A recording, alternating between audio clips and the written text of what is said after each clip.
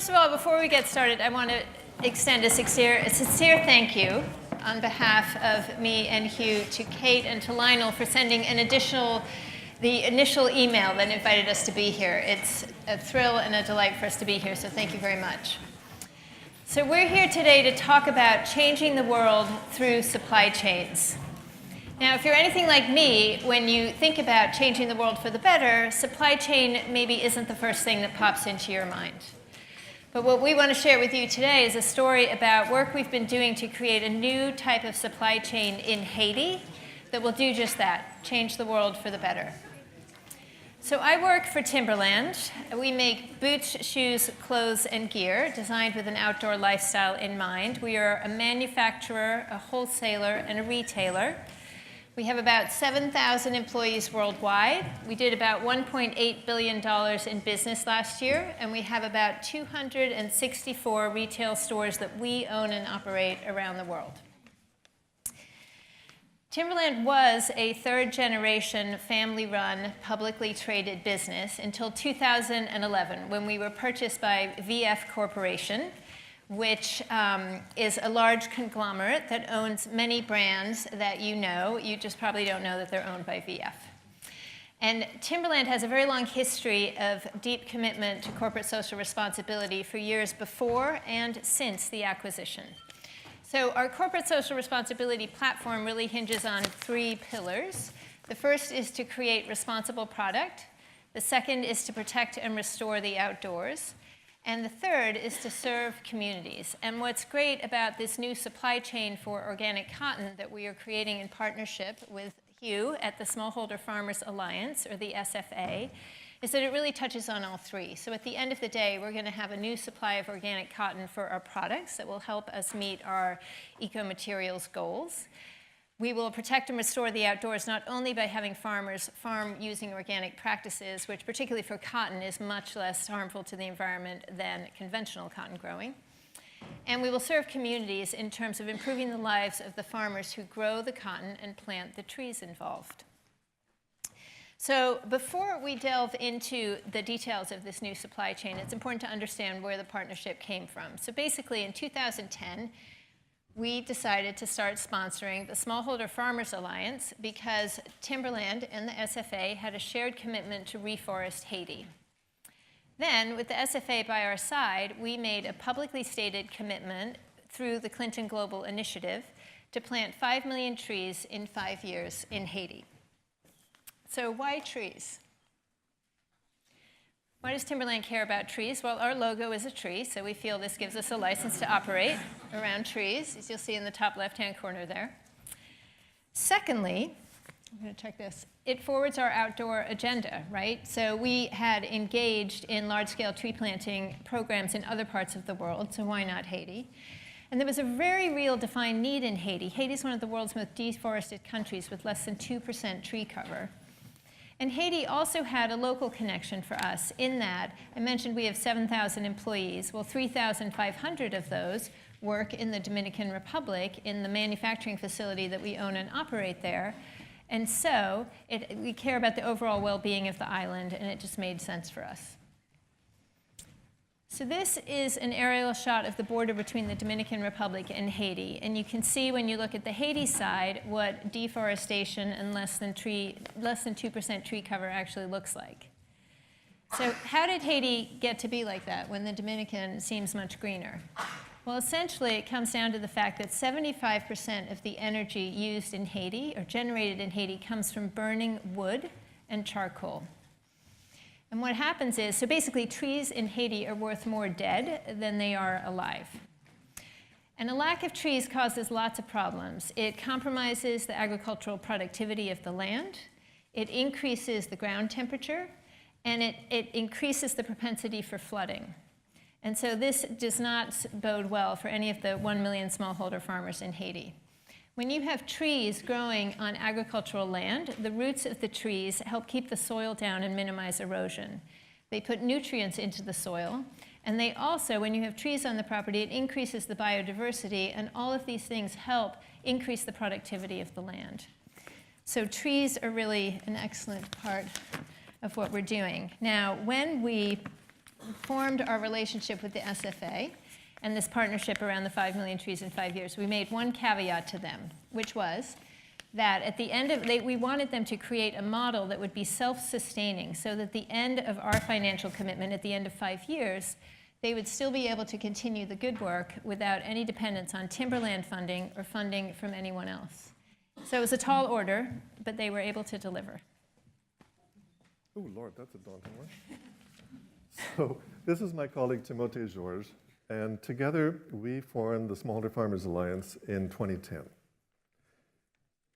We were so passionate about tree planting that we've often speculated, are we twins separated at birth with some mix-up in skin color and age? But that passion has driven us to put something together which frankly would not have had the impact that we wanted it to without the sponsorship of Timberland. And without that initial challenge to plant 5 million trees in 5 years, we wouldn't have had the scale of operation. But that caveat really threw us for a loop. You know, how do you make this thing sustainable? And it really started off when Timberland asked this question, and how are you going to make it sustainable after we stop paying for it? And our response was, we are going to find another donor. Thank you very much. And that didn't go down well. So we began by asking a question. What did the smallholder farmers in Haiti need that they didn't have? And it turned out to be 3 things. They needed better seed, but couldn't afford it. They needed good quality hand tools, but those were hard to find. And they needed basic agricultural training, which was pretty well non-existent through the entire country. So that gave us the basis for what we came up with as the core model. And we invited farmers to grow, transplant, and look after trees as a way to earn seed, tools, and training. So no cash, no handouts, everything earned. And then our job was to transform that into something sustainable by building seed banks so that eventually the seed would all be provided by the participating farmers, and training the farmers themselves to deliver all of the services so they could eventually take things over. And the tree nurseries became then the natural focal points within the communities for leadership. They would go there to earn their inputs for their farm, and that's where they would go to collect their seeds, collect their tools, and get the training.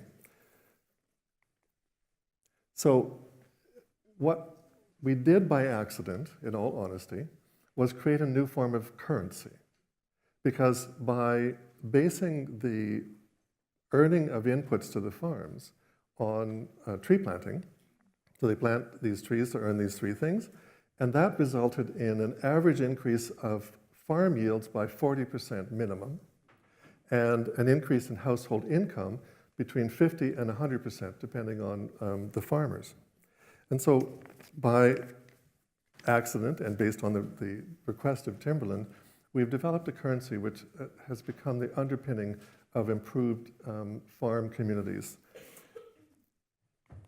Now, just in terms of the scale of where we are right now, we have 3,000 farms, 6,000 farmers. That's because when husband and wife farm together, as they tend to do in Haiti, we insist that they are equal but separate members, part of our contribution to women's empowerment. And we now operate 30 tree nurseries in 5 different areas. And the whole operation, tree nurseries and farms, are run on organic principles, which is not a big stretch in Haiti because most smallholder farmers are organic by default because they can't afford the cost of hybrid seeds or the high cost of the inputs to grow them. So given that we're based on trees, what does that look like? Well, farmers grow fruit trees to plant on their land and in micro orchards. They grow trees that can be used to harvest for timber. They grow some specialized trees for harvesting for charcoal because we have to be practical. And that particular kind of a tree, you cut it off at the base and it grows back in a controlled environment. Some trees are grown for living fences. Others are grown to stabilize slopes where flooding is a problem. And other areas are community-owned land, like this area near Gonaïve in northern Haiti, where reforestation is taking place on these tracts of land that will eventually connect together to form the first green belt of its kind in Haiti. Now, a few years ago, the participating farmers were catching on to the tree currency idea, and they began to say, well, you know, we kind of built up quite a few credits. Could we possibly have some cows? Maybe goats? Could we improve our irrigation system? So we expanded the agricultural side, and then the questions came, well, what about some of the social services that aren't being provided by the government? Could we possibly get those? So we began adult literacy program, basic business training, a microcredit bank for women farmers, a health program. And eventually, the Smallholder Farmers Alliance evolved to the point where tree currency was the catalyst for the transformation of entire farming communities. So in 2015, the SFA published a feasibility study about Moringa. Now I'm wondering how many of you, raise your hand if you've heard of Moringa. Oh, good, fair number of you. So Moringa is a fast-maturing tree that's leaves have an unusually high level of protein in them. So when you dry the leaves and grind them into a powder, they become a super nutritious food supplement. So in 2015, Timberland, in partnership with the Clinton Foundation, helped facilitate an introduction between the SFA and a US brand called Coulis Coulis that makes Moringa-infused drinks and snacks. And what came out of that was that Coulis Coulis then asked the SFA if they could grow Moringa trees, and if, in particular, the women farmers involved in the program could help process the leaves into the powder. And what you see on the board here is the results of that.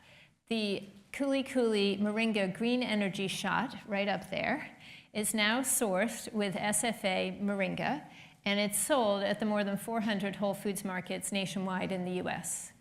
So when we saw the result of this customer relationship, we started getting a little envious. Like, how can we become a customer?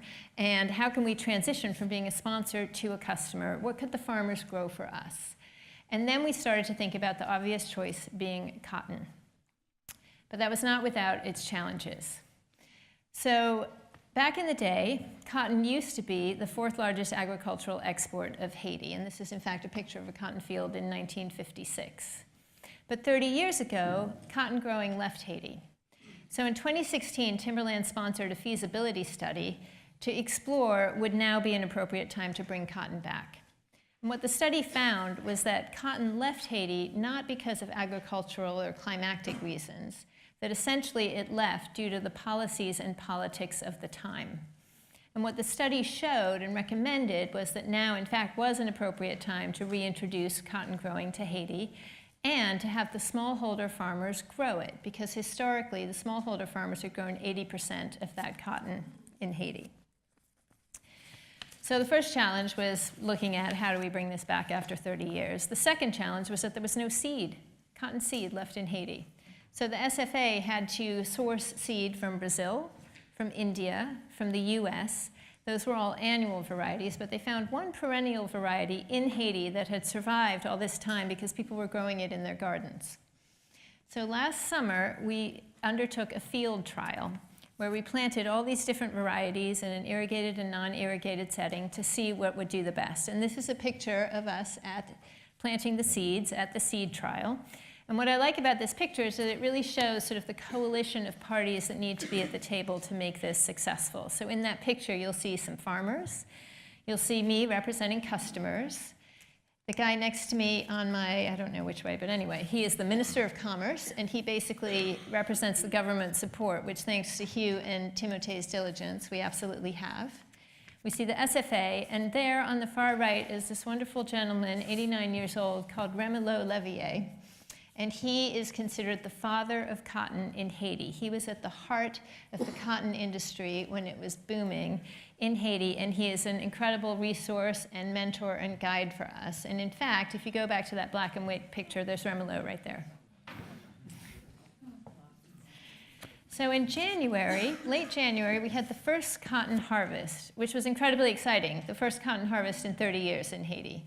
That's why everyone's smiling, and they're also smiling because many of these farmers have talked to Hugh and Timotei and said that they remember their grandparents growing cotton, and they're very excited about the possibility that cotton growing bodes for them. So where it currently is that the cotton samples have made their way to Timberland, and we are currently testing them to see which varieties are going to do best for the different applications we want for footwear and apparel. Now, it's important to note, we have committed to purchase 1/3 of our annual cotton needs from the Smallholder Farmers Alliance when they're up and running with cotton. But it's important to know also that Timberland doesn't actually buy any cotton ourselves, right? So we source cotton through fabric suppliers, but we can direct the fabric suppliers to source the cotton they need directly from the SFA, so that is the plan.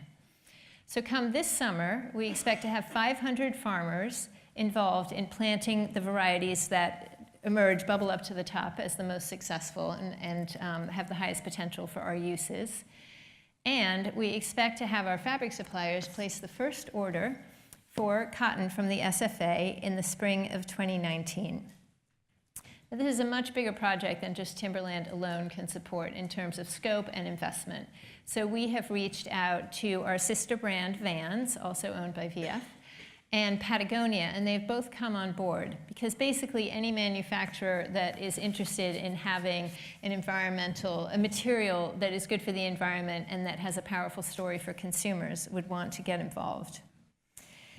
The scale of this is enormous. So at the end of 5 years, we expect to have 17,000 farms growing cotton. So that means 34,000 farmers, if you take the male and female leads of the farms, growing 15 million pounds of organic cotton lint for export.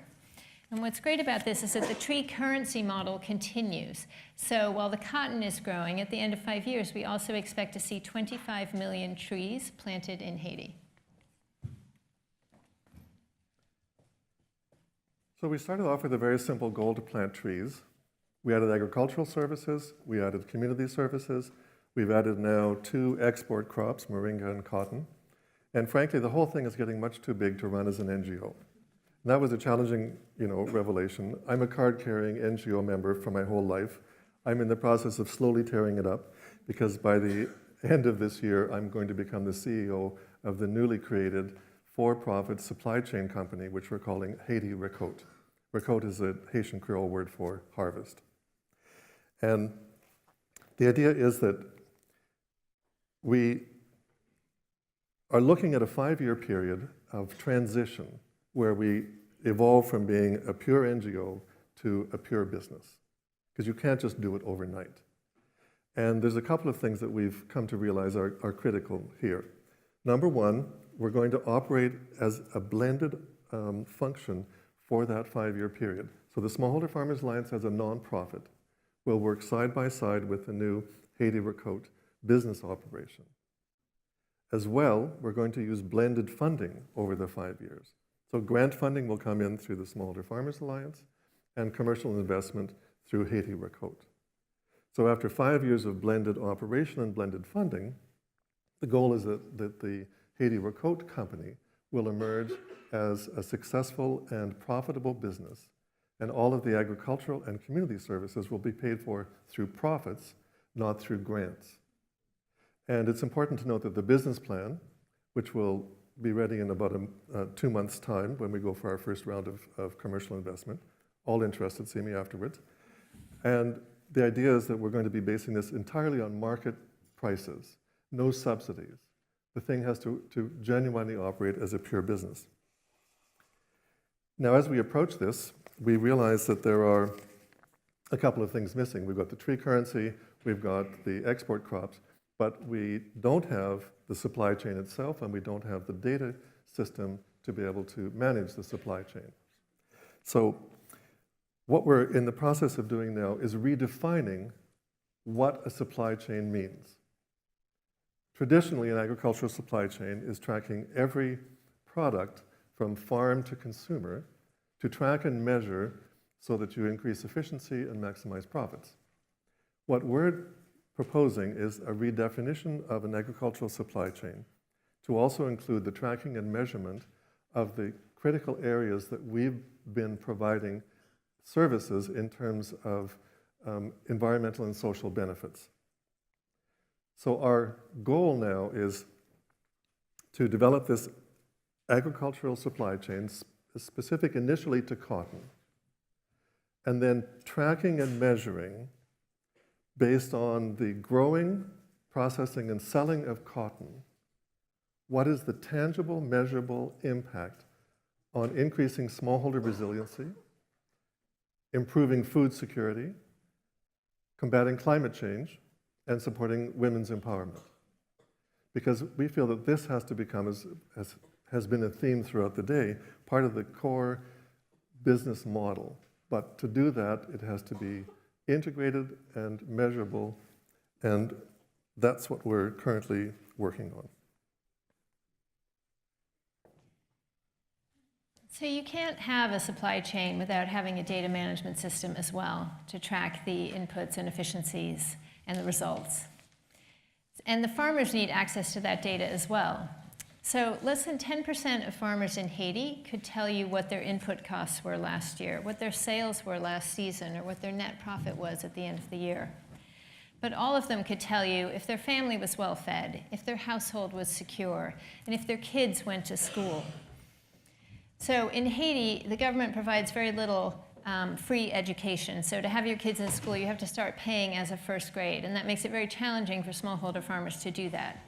But I'm happy to say that after 5 years of working with the SFA and the 3,000 farms that were initially involved, because of the increase in the crop yields and the increase in their incomes, the SFA farmers have been able to send 3,400 more kids to school, which is so important because we all know the relationship between education and helping break that cycle of poverty. So the farmers need the data as well to run their farms with maximum efficiency and profitability. And when the SFA was first looking into data management, we told them what we're looking for is a system that can not only handle all of the inputs and information that they need, but can also, could there be one combined system that could also track all of the complex information that we need as a global brand, and any of the customers, frankly. And so there's this sort of contrast between the simple information that the farmers could provide and having one system that could capture that, and going all the way to the end consumer with capturing all that information along the way. And in thinking about the best way to do that, we had this sort of epiphany and this idea that is actually very, very simple and basic, but has the potential to be profoundly disruptive. And Hugh's going to tell you a bit more about that. So the first thing that we realized is that in looking at a data management system that connects smallholder farmers to global corporations, step one is don't start with blockchain. I know you don't want to hear that. But so many people are thinking of blockchain as this kind of magic elixir. You just sort of apply it, undo the top, pour it on, and the whole thing transforms. And I'm here to tell you that that is not the reality. And in fact, if you begin at the kind of the consumer end, you apply blockchain, what you're going to find is that as you gradually move towards smallholder farmers, it is going to get more complex and not less, and ultimately become unmanageable. So the revelation that we had way back when Timberland first challenged us to rethink our basic model, we started off by asking the question, what do farmers need? And that's what we based our entire operation on.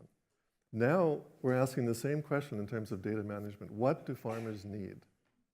And they need very simple kinds of data. So what we've developed is a very basic combination of paper and Excel spreadsheets. And that's as complex as it gets at the farmer end.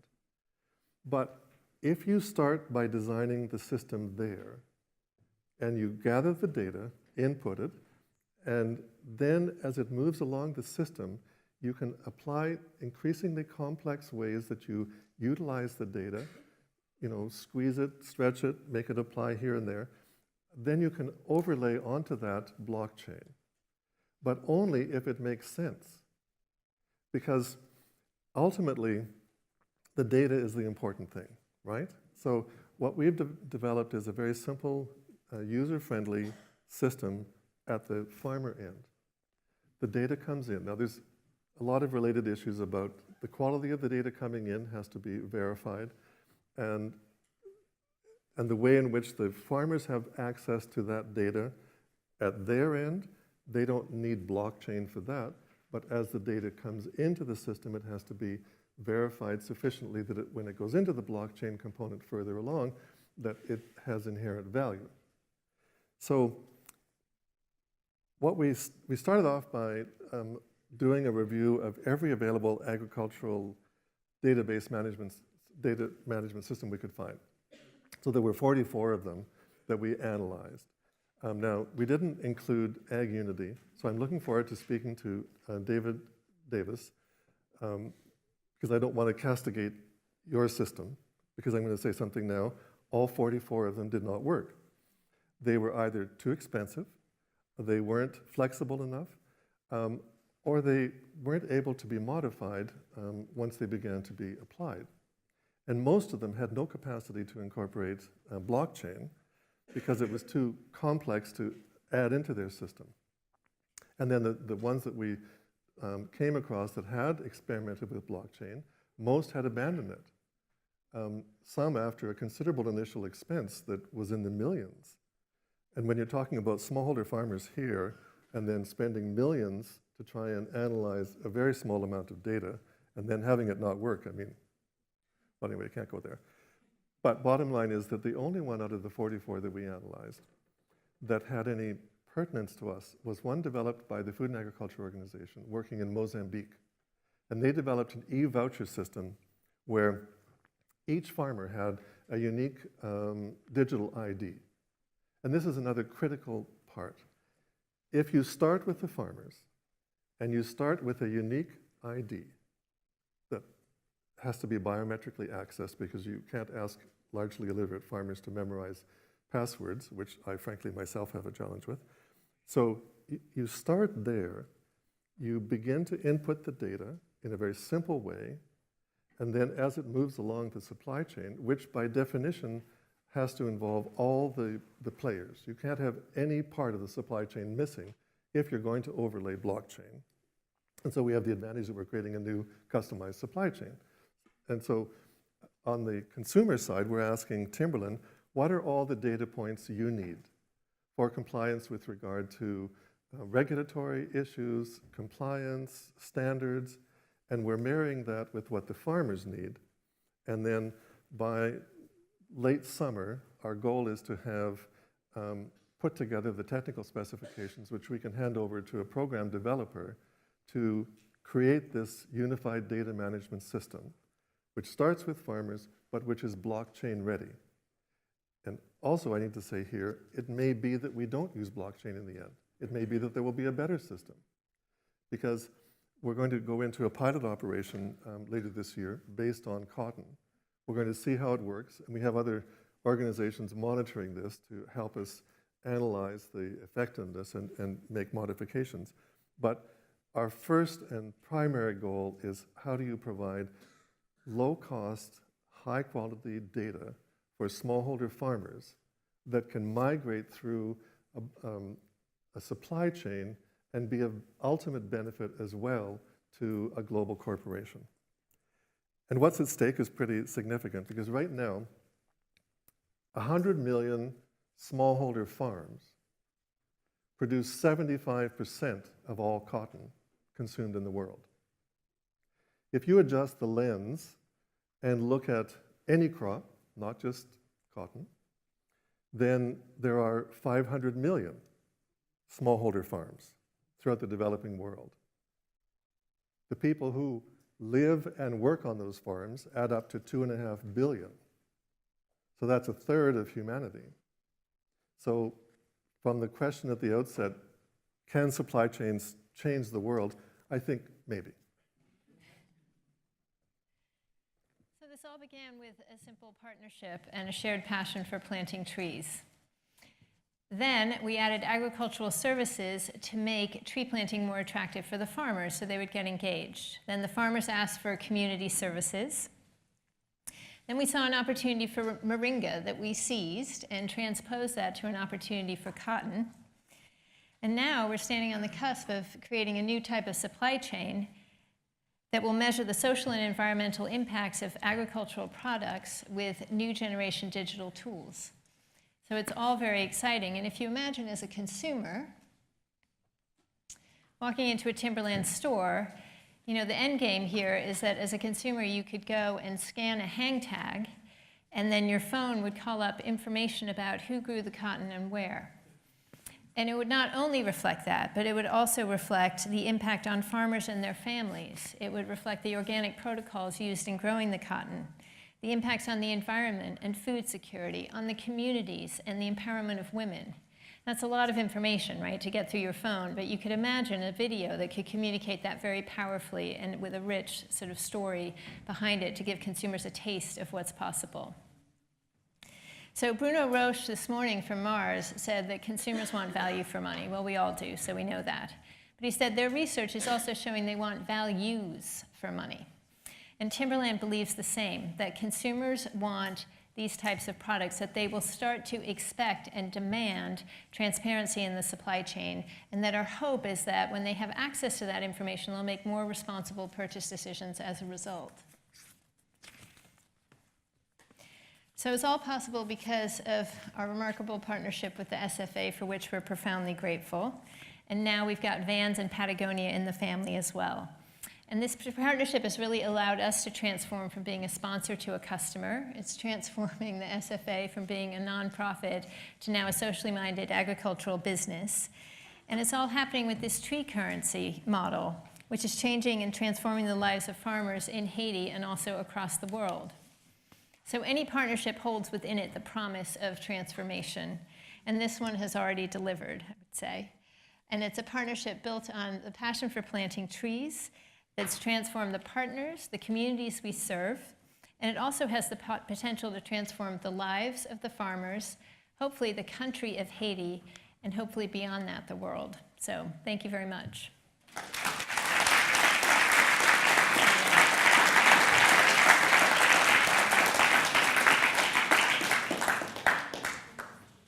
Questions?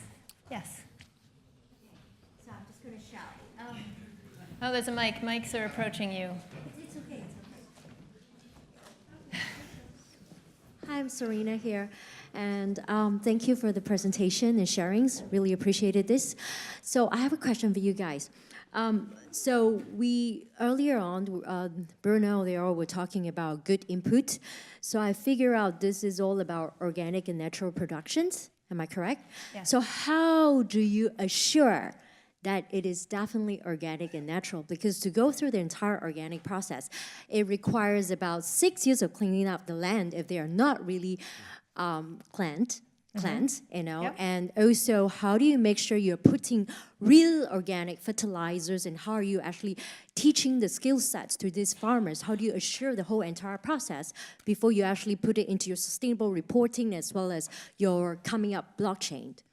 Thank you. We actually have a head start on that because Haiti, as Hugh mentioned before, the farmers don't have the luxury have never had the luxury of purchasing GMO seeds or using chemical fertilizers. So organic farming is the norm in Haiti. So with that, we don't need to do the cleanup of the soil that you're mentioning. But here's where blockchain has some quite interesting possibilities. And I'm not like a full blockchain fan yet, right? But one of our interests is to eventually replace the high cost of organic certification. Because it's always third party, it's always going to be expensive, and it's never community-based. So what we're looking at now is developing a community-based monitoring system which has enough oversight to make sure that it's viable. And then the data going into the blockchain would then allow you to say that you have followed organic protocols in a way that means that you're using the same data points as an organic certification system, but without the third-party costs, and by building in a local team to gather the data with oversight. And this is maybe a little too technical because the way in which you gather data and input it to a blockchain has some implications for this. But just on the larger issue of transitioning to organic, as Atlanta said, we have the advantage that there's not much chemical application in Haiti. If you were starting from zero and you were a conventional farmer and you wanted to transform to organic, it's 3 to 5 years, right? If you have never been using chemicals on your land, then it's 3 to 6 months based on what we've been researching and working on. Have you got a certification on the soil report? Well, we're checking on, we're reviewing different potential certifiers because they have to be licensed in both the US for USDA and then in Europe. And then we use a local soil testing lab in Haiti to check the soil. But all of our training since 2010 has been on organic principles. And so we're transforming large groups of farmers at a time. And once you do that, there's a sort of self-reinforcing system that the farmers themselves, as a community, begin to adopt these practices because it results in higher yields. And bottom line, if you want to make more money, you do it this way, you know? So there's a lot of moving parts to it, for sure. Another question.